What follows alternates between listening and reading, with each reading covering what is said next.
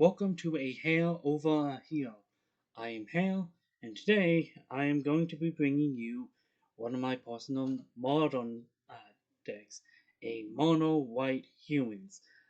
Granted, I realize that like the 3-4 color variation is a little bit more popular and probably more consistent, but I found a few years ago my first modern deck was a white like weenie deck.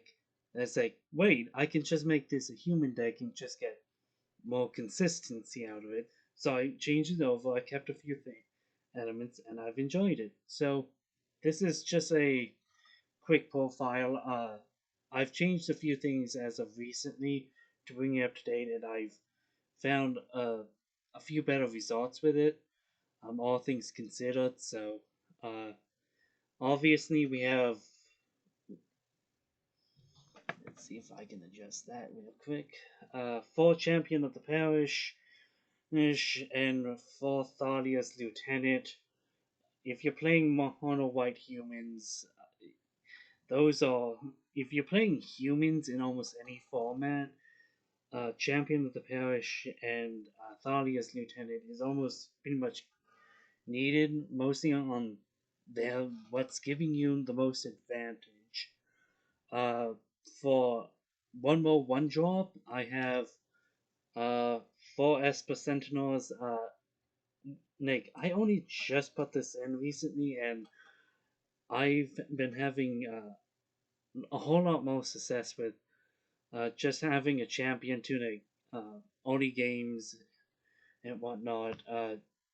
And combined with Alia's Lieutenant and another god I'll show off eventually, it just making allows me to like, do you pay for this? And it forces removal on a few things, allowing me just to get an early advantage and additional draw that I really lack in this deck. Um, next, next we are getting into what I would probably call some of the Esper Sentinel is really the start of what I would call the support aspects, the what really makes the deck taking really go off.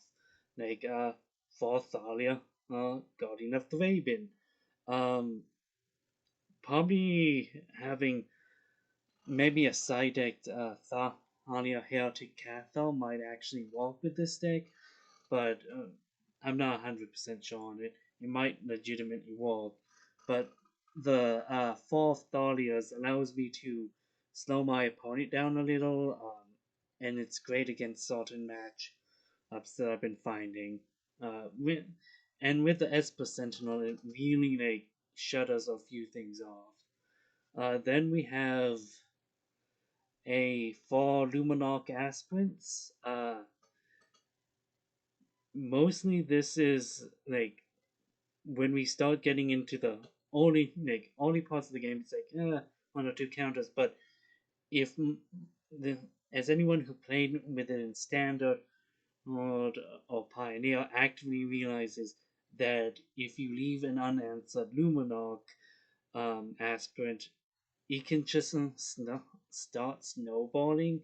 Combine that with Esper Sentinel, uh, it just there's a lot of cascading in, and getting into the utilities of things. Next, we have a 4 Knight of the White Orchid, a card that I don't think a lot of people actively realize is probably fairly good and some decks might legitimately like. Yeah, it's a white white for 4 strike 2/2. Okay, it's a human knight. Okay, so it plays with it. But if your opponent has more lands than you do, in which I play 20 lands, there's been times that I fall behind. Knight, Knight of the White Orchid allows me to, let me ramp, let me get into a more favorable position. Um, like depending on the matchup, I might legitimately like, oh yeah, take out like one or two copies of this going into game two because oh they aren't ramping as heavily as I am uh, to use this effectively, so I can probably get rid of like one or two more for side options, and to really finish up the human aspects of it, uh, three Henry militia captains. This starts getting useful into the mid game. Yeah, it's a 2-2 bear. It's pretty much a mechanical bear, a 2-2 for uh, one generic and a white. But during my upkeep, if I control at least four or more creatures, it flips into a star creature that a white creature that its power and toughness is equal to the number of creatures I control. That during my end step produces a number of tokens, which can help the champion and the Thalia's lieutenant, while also providing me some blockers. A lot of people, I think, I might legitimately at some point want to replace it or test other things with it, but yeah. Um, then this is going to be one of the harder parts, and it's gotten me out of so many situations, but also helped thinning the deck. Uh, for Squadron Hawks, I realize like this is one of my remnants from when this was a white weenie deck. But there's been a number of times of just, oh look, I have a flying blocker to block it thing, or it's like you can't block my Squadron Hawks. And I've literally picked off players due to that fact. Could it be replaced? Yes. Could I? I might eventually just modify this into a just a utility white aggro deck, and I would still make a almost like the car, car go deck, but no matter the form that this deck eventually will take, I think I will always keep the four squadrons. I've like more times than not, it's either been useful or it's been neutral. So yeah. Um, Next I have four Honor the Peers. Again, this is from when it was a white weenie deck, and there has been it's a 50-50, but at times just saying, oh yeah, this is actually oh yeah, my Squadron Hawks, it's a 2-2. Oh yeah, Thalia, 3-2. Who just having that extra power and having this anthem with a very uh a pretty much a human aggro deck has been real useful a lot of the times. Next I have full path path to exile removal. It's removal. I know that there's the other god that's been uptaking, but it's like path has always been useful. Or I don't see really switching it out unless I put solitude or something in.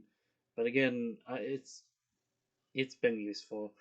And one basilisk color. This is the one thing that I'm definitely wanting at some point, maybe trying to cut one thing to put a second uh, basilisk color in. And in the future, if I ever choose to go with a white tempo deck, um, like getting in solitudes and probably more of an equipment package, that's when I would put in all that stuff. So next, I have uh, four flooded strands. Then the deck. I am not the biggest fan of the Horizon canopies. Uh, yes, the draw is nice in the late game, but I like the paying life for getting mana out of it. Half the time, I would actually rather have the flooded strand in the early to mid game to thin the deck, than have a late game draw card through Horizon Canopy or any other canopies. Um, then a bunch of snow covered plains. Yep, just I think 10 of them. Then we get into for ghost quarters.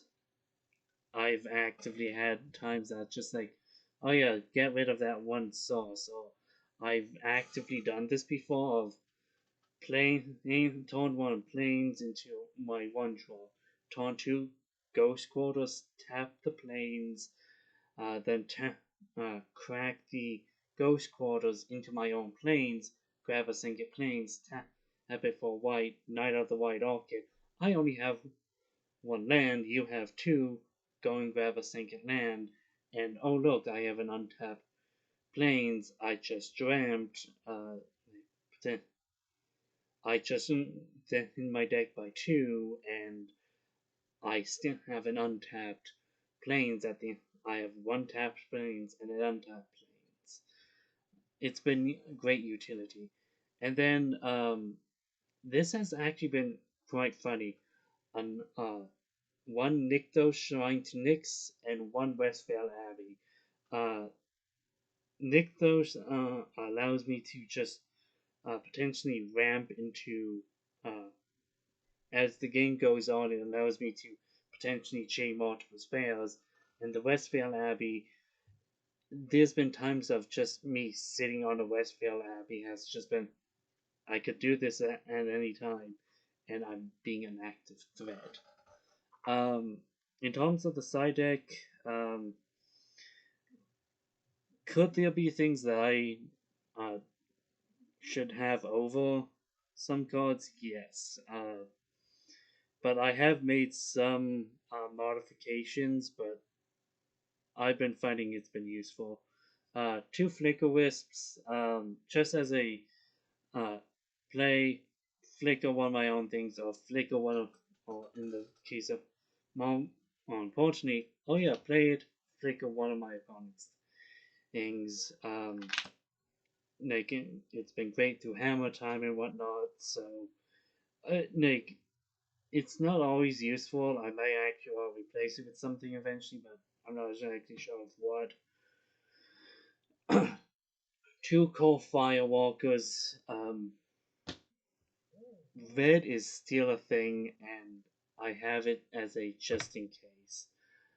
Um, for those matchups. Two disenchants for hammer time.